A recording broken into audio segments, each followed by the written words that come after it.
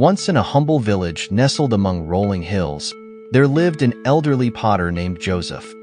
Known for his skillful hands and generous heart, Joseph spent his days shaping clay into beautiful and functional pottery.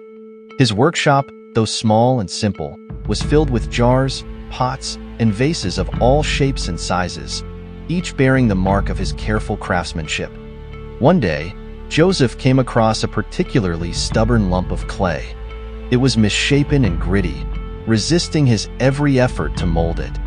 Frustrated, he was tempted to discard it, but something inside him urged patience. He prayed for guidance and remembered the words of the Apostle Paul. "We have this treasure in jars of clay to show that this all-surpassing power is from God and not from us." Inspired, Joseph set to work with renewed determination. Slowly and steadily, he began to shape the clay, not forcing it, but gently guiding it, allowing it to become what it was meant to be. Days turned into weeks, and gradually, a beautiful jar emerged from the unyielding lump. It wasn't perfect. It had small imperfections and a slightly uneven rim.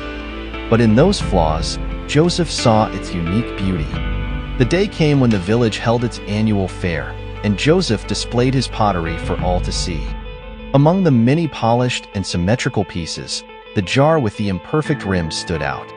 It caught the eye of a young woman named Miriam, who was drawn to its uniqueness.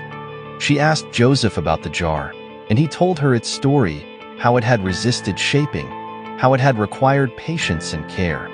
Miriam's eyes filled with tears as she listened. She had been feeling broken and unworthy, struggling with her own imperfections and failures.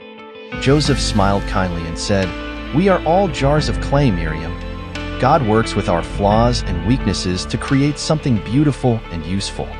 It is through our imperfections that His light shines the brightest." Encouraged, Miriam purchased the jar and took it home, placing it in her living room as a daily reminder of God's grace and transformative power. Every time she looked at it, she saw more than just a piece of pottery. She saw a symbol of hope and redemption. Joseph continued his work, shaping clay with the same patience and love, knowing that each piece, no matter how flawed, had a purpose.